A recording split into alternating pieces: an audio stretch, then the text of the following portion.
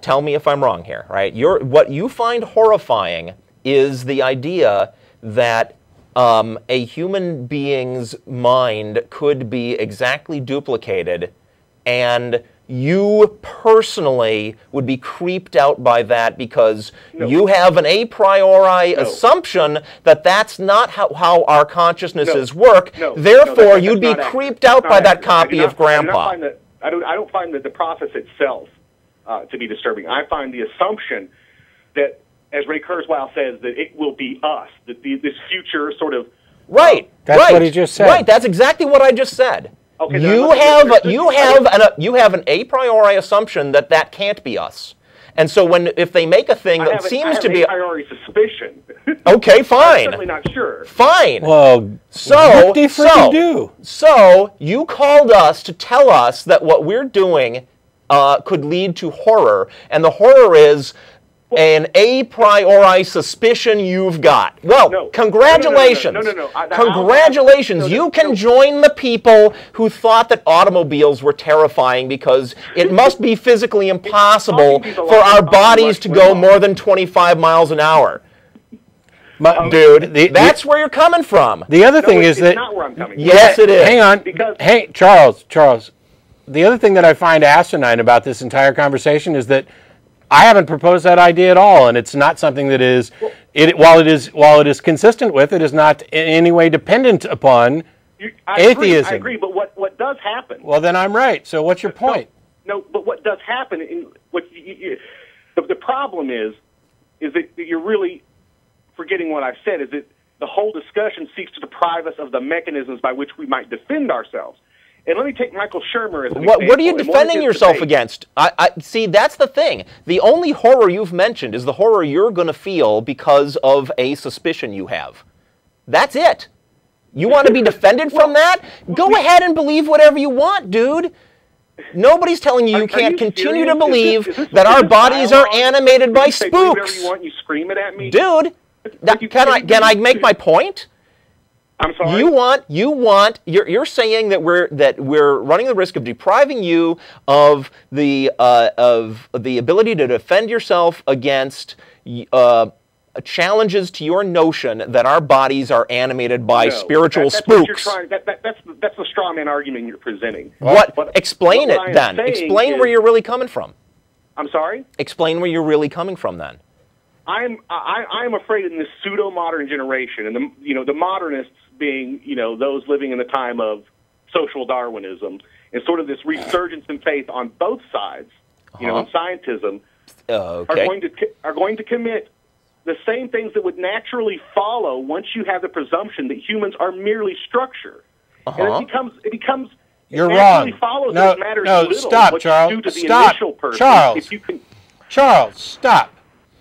Please demonstrate that it naturally follows from the idea that humans are merely material what you can do. How do you get from that is to the ought? Okay, then if I reproduce the material structures, Charles, I reproduce the person. Charles, don't do an okay. I asked a question. I'm answering your question. All right. How do you get from the is to the ought?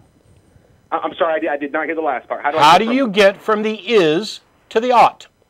No, it's not the ought. Yes, you are. You're saying it's a necessary conclusion from it. No. See, here's what you're saying. I'm saying is that the argument is that there is no difference. So there isn't an ought. It doesn't matter. No, the argument is not that there is no difference. Nobody. Charles. Well, I'd be happy to defend the transhumanist position since I'm a transhumanist. I'd be happy to defend that. That's what he's going after. Though it's just not true, Charles. Not all atheists are. Charles, may we speak on our own show, please? I think you're having no problem speaking. Charles, go ahead. It is not true that all atheists are transhumanists. I'm one. I didn't say they were. I said reductionists generally are. I started out by saying, Charles, you're not primarily atheist. You are free to continue to believe that there's something else going on besides the physical function. There's something else going on. Would you please stop interrupting me, or we're going to hang up on you? Okay, go ahead. All right. You are free to continue to believe that there's something else going on besides the physical function of our brains. You're going to remain free to believe that. Why would you not? What are you afraid is going to happen? I'm sorry, are you asking me now? Yes, I'm asking. Ask you a question. What are you afraid is going to happen? It's not about what I'm afraid is going to happen as a direct result of that. I mean, I think you're really misunderstanding me. What I'm saying is that once you deprive me of the mechanisms to defend against that, like things like mind, love, non-material things that people generally take for granted. May I? Excuse me, just correct you for a second. Hey, just mechanisms. Charles, we're just machines. Charles, I'm sorry. Not depriving you of love, not depriving you of any of those things you just listed. Not a one of them. Well, they are, in fact, that's what I was going to say about Michael Shermer. And by the way, atheists are not depriving you of anything. Atheists are pointing out that you already lack the ability to prove the things that you seem to want to prove. I disagree. And like I said, yes, well, okay, fine. And you're calling our show and telling us that we're dangerous because you disagree that when we point out... You're Philistines. You are exceedingly practical scientism.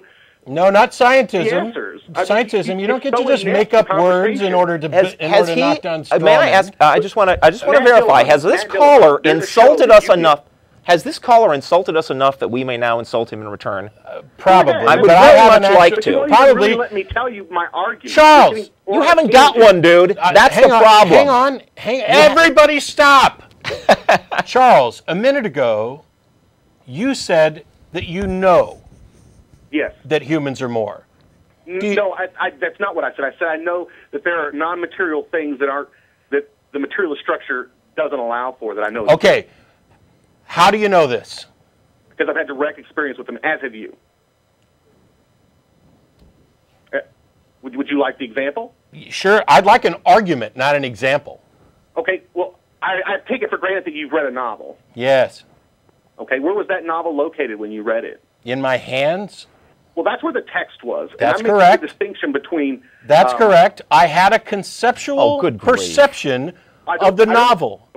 It existed only as a physical brain state, and if you think there was more to it, that isn't sufficient. That isn't sufficient because. How do you know it's not sufficient? How do you know it's not sufficient?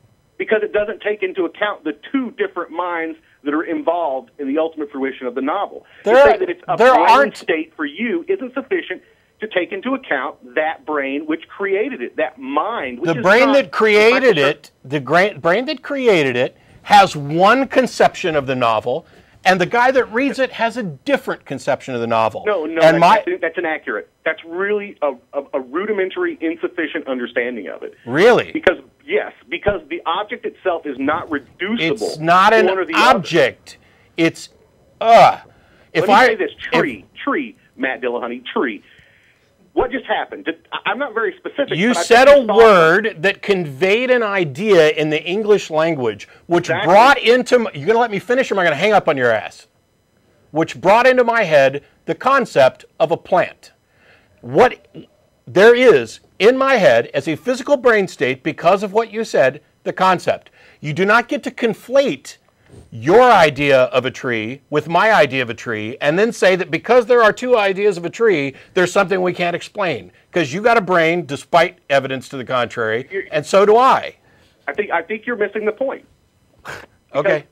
I mean, you're doing the same thing you're doing, which is interrupting me. Dude, we have... Because the edges of perception, the basis of our understanding were hemmed in by illusions of meaning that materialism can't explain. It's not a sufficient framework. If I say, I believe in a non-material being called God... No, you are asserting that it is impossible. Material science doesn't allow for that. No, sir. No, sir. You are asserting that it is impossible, materialistically, to account for thought. Please demonstrate that this is true and not just a flat frickin' assertion from you. I did not say that. I said it is impossible to account for the thing called a novel. You're talking about thought. I'm talking about the novel. The novel. Now here's what I'm saying. That is an abstract concept. I'm not suggesting. I'm sorry? The novel as you're using it, is an abstract concept. I'm talking about... I don't believe in the ghetto of conception like you do. I don't believe that love is just a chemical fever with all this other poetic baggage. What else is it, and how do you know that it's more? You know what I think is dangerous? You know what I think is dangerous?